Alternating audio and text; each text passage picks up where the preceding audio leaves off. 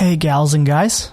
It's your host, Phil Larson, and this is your motivational high five on fear. Let's do this. Breathe with me for a second. Ready? In and out.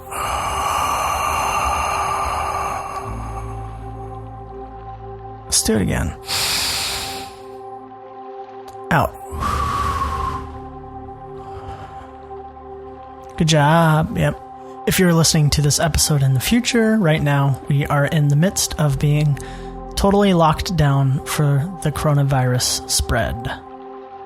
This might seem like a different episode, and I think for good reason.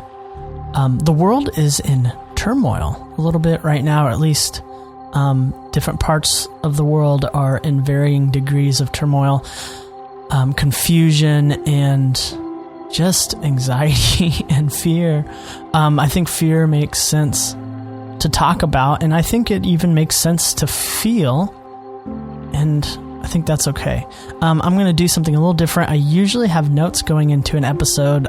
This time, I do not, and I'm just going to kind of speak from the heart a little bit. I don't really know where I'm going, but I think we need a change of pace, to be honest. So fear, like I already said, I think it is an appropriate response. I think there are varying degrees of healthy and unhealthy fear. And, when we were in school growing up, we were taught that there were two responses, fight or flight, natural default responses to fear. And we were designed with these responses to survive. Another response I think that's added to that is freeze, fight or flight or freeze. And I think right now we are being asked, and we are asking others to freeze. And it feels unproductive because we can't see that this is not going to be forever. It feels absolutely like this is forever. Like we're stuck here. We have to freeze. And it feels like nothing is getting accomplished. Well, the way these viruses seem to be helped is in the doing nothing, is in finding ourselves frozen. And that is hard to accept. So freeze is an appropriate response. And I see some fighting coming out. I see people really getting upset online, on social media or whatever, and people claiming they know the right answer and telling other people that they don't know the right answer in very mean ways. And I'm also seeing some flight. I assume there are some people who are retreating inward, that are maybe acting out in some old habits or unhealthy coping mechanisms. That's a way to flight. In other words, become numb to reality and what's happening. We need to take a breath. Will you do that with me again?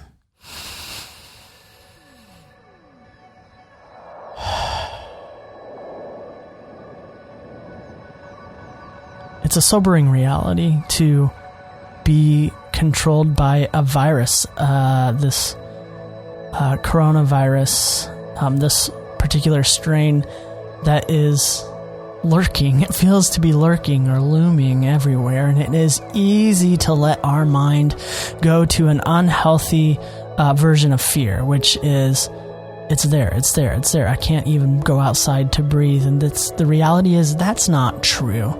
And the reality is there are things that we can do to prevent the spread and keep us out of danger. And a lot of that is a way to fight, but it feels like freezing. Like people want to fight like, I'm going to go out and make change, but the change is simple. The change is washing your hands. It's being careful right now about who we are around, taking what seems to be excessive precautions. And this is a healthy response to fear. I'm telling you guys, it's okay to be fearful right now, but don't let it consume you. Reach out. Don't run away. Don't flight. Don't retreat inward. One of the things that has come out of this podcast is a Facebook community called Internal Motivators. I share this with each one of my sponsors, but I think it's important right now to find that community if you are open to finding it. It is you can get it. It's a private Facebook group, but you can get to it by going to internalmotivators.com. And it is people who are going to help you see a positive side, a healthy side. If you're coming on there to fight, you will get warnings and, we'll have some messages back and forth. It is a supportive community. It is a healthy community. It is a centering community. People who want to find the truth and are also going to be willing to be wrong and to have other people share their truths and be changed by other people. So if that's you, and if you're looking for an online supportive community, which this is a good time to find something like that, just go to internalmotivators.com. And go ahead and share with us your fears. Like, how can we come to support you in what you're feeling right now? What you're feeling right now are very real, and you're not alone. That's the thing that we are telling our friends. That's the thing that my church is telling their people, and that a lot of churches are saying in their live streams and in the way that they're communicating through email. And other organizations, they want you to know, and it's true, you're not alone. In fact, we're all in this. In fact, it's something that's really bonding in some way, that it's something that we are experiencing together, all the good and all the bad, and there will be good that comes out of this. So the fear, don't let it consume you. It can be embraced as healthy time to freeze and to really think, is what I'm doing smart? Is what I'm doing contributing to causing more fear in people? And I don't think that that's a healthy response. There is a balance between allowing yourself to experience the fear, but also remind yourself of the reality that we will not all be consumed by this. Do we need to be does it need to be taken seriously? Absolutely. But you're not alone. You're not alone. I know it feels like I'm rambling. It's because I am. I myself am feeling some fear. I am feeling my head swim. Do you know that feeling of being overcome with anxiety? Sometimes you feel like you're on the verge of a panic attack, and it's hard to breathe. Am I not having a hard time breathing because it's a panic attack, or do I have the coronavirus? Do I have COVID-19? That's okay to feel. Like, I am feeling it too. You are not alone. One thing that I have heard, and there is some research behind it, is that we are born with two fears. The fear of falling and the fear of loud noises. Look at a newborn. And maybe in the middle of the night, they'll shake. Maybe you've experienced that yourself as an adult. And then if a noise is too loud, a newborn will just lose it because it is scary. That's good news, actually. One, that we were designed with fear. Fear is not bad. Fear is to be observed. We are to look at fear as indicators of something else, or maybe as survival mechanisms, which as a baby, those are obvious survival mechanisms that will come to their advantage at some point growing up, I'm sure, and it has for us. But here's the other thing. Just two fears. What about all the other fears? Well, they're learned. Through your experiences, through maybe watching end of the world apocalypse TV shows and movies, reading those kind of books are honestly elevating a lot of anxiety for this, right? Like immediately, I know my mind immediately, like the Book of Eli is a movie that comes to mind, or some of these other these books. Wool is a similar book, I guess, where we can quarantine and we have to be quarantined for the rest of our lives. And that's just not true in this point. Remind yourself of the reality of what is. Like, for the moment, for the time, we have to experience being uncomfortable for a time, just for a time. Yes, the stock markets are going down a little bit. People are without pay. I'm not downplaying these things at all. This is serious stuff. This is very, very uncomfortable. But if we were out there working and millions of people got this virus and millions of people have died from it, the same things would be happening. The stock market would be going down. People would be struggling to work and survive. This is the reality. So if we can do one thing, we can help the health of the world at this moment, so that we can set ourselves up for a healthy future going forward with all the other things that are being affected right now. So these unhealthy fears that we've learned, that can be unlearned. Don't read any end of the world books right now. Just don't. And we need these reminders, even from the people that wrote them. Here, check this out. So, Stephen King, the world famous kind of horror author, people were equating the current virus outbreak to his book, The Stand, which is a virus outbreak, and there's a very, very high percentage of fatality. And he responded on March 8th. He says, no, the coronavirus is not like The Stand. Not is in all capital letters. And he says, it's not anywhere near as serious. It's imminently survivable. Keep calm and take all responsible precautions. We need to unlearn the unhealthy, irrational, overblown, over the top fears. What helps you unlearn those things, friends? I'm in my office right now. There's not a lot of people here. I am kind of quarantined off to one corner of the building, which is great. But I'm thinking I'm gonna have to leave it, because if I or my family ever get it, then I that's it. I don't have my work at home. I have to wait till that plays out.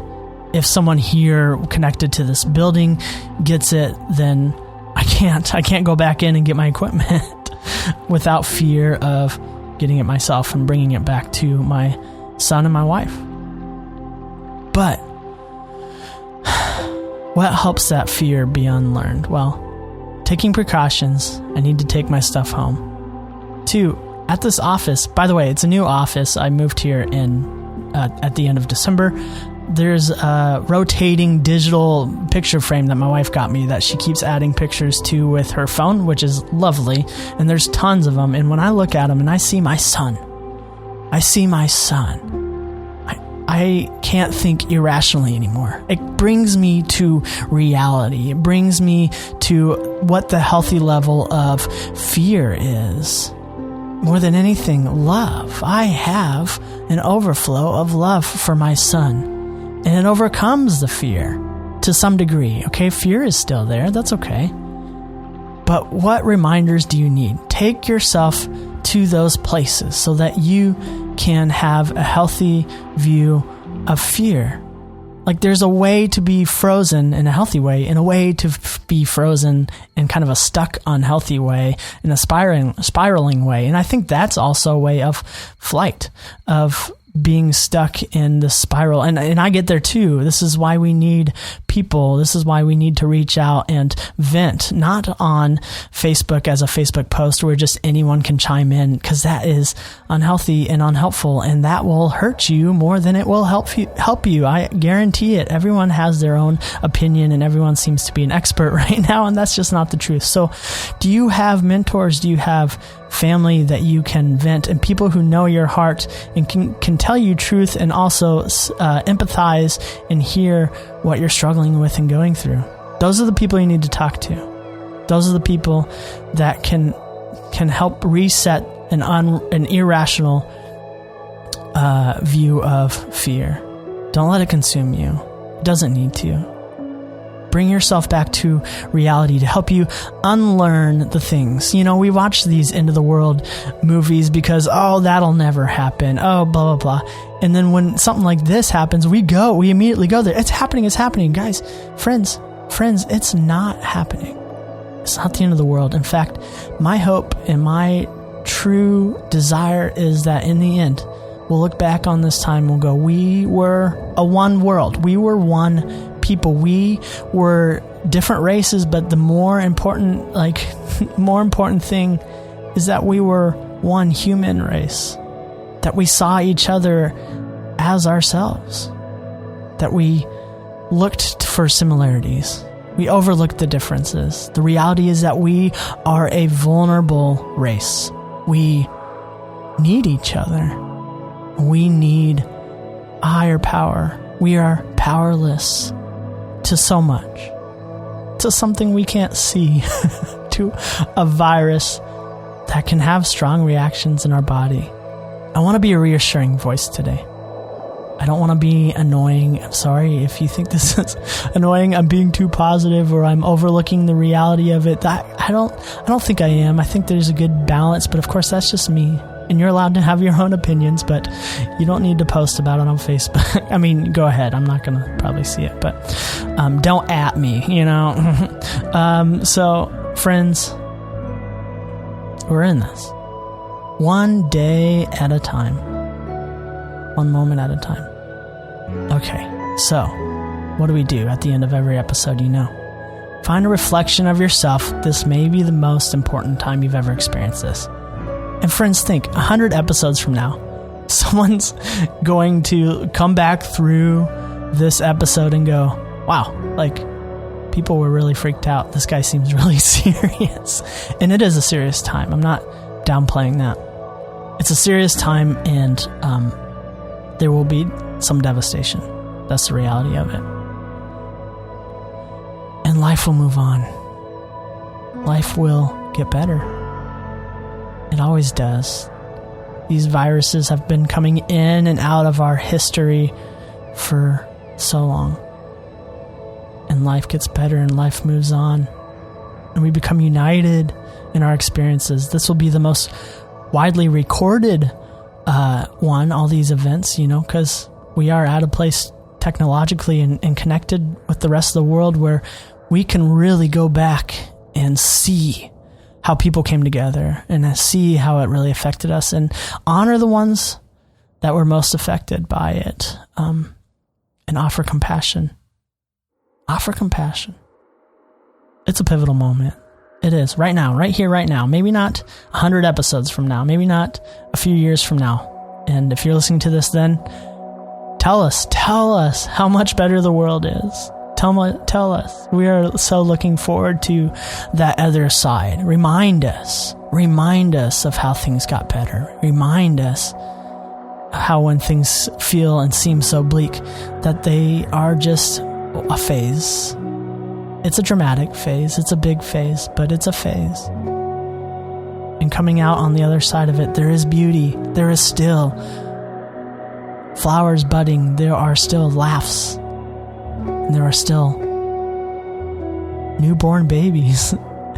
And there are people who are succeeding and doing well, and people who are falling on their face and learning new things and growing. This, my friends, is life. It feels magnified right now because it is magnified by a microscopic thing, but feel it. Feel the magnitude and feel the hope at the same time. Oh, that's hard. Okay. We'll get to it. Okay, so as we do every episode, find a reflection of ourselves. It's important. You see yourself. You, the beautiful you. You're not alone. You're not alone. You're not alone. You were fearfully and wonderfully made. What makes this so hard and scary is that you've experienced such beauty and love in your life, right? That it feels so fragile to lose all of a sudden. This is the reality.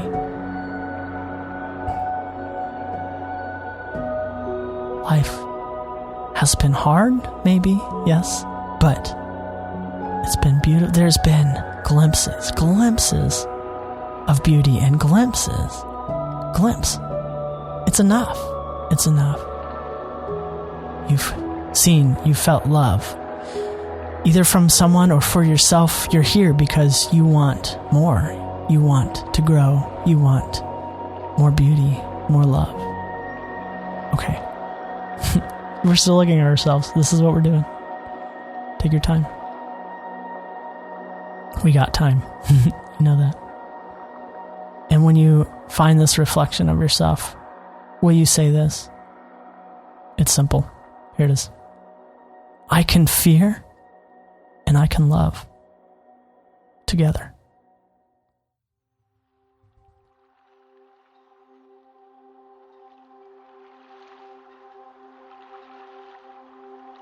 That's it.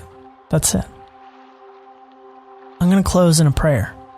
If this is weird to you, that's okay. It's not. I think the original is a particular faith-based prayer, but I'm going to paraphrase. I think that's okay. The God I know and have experienced, I feel him say that it's okay. So here it is. Higher power, grant me the serenity to accept the things I cannot change, the courage to change the things I can, and the wisdom to know the difference. Living one day at a time, enjoying one moment at a time, accepting hardships as a pathway to peace. Taking as you do this world as it is, not as I would have it. Trusting that you will make all things right if I surrender to you, that I may be reasonably happy in this life and supremely happy forever in the next. You're not alone. You can fear and you can love. And you're not alone. You're going to be okay. It doesn't feel okay. And that's okay. Reach out. Make the choice to not be alone. And if it's helpful, internalmotivators.com. I'll be there. Others will be there. We're all going through this together. You're not alone. It starts with you.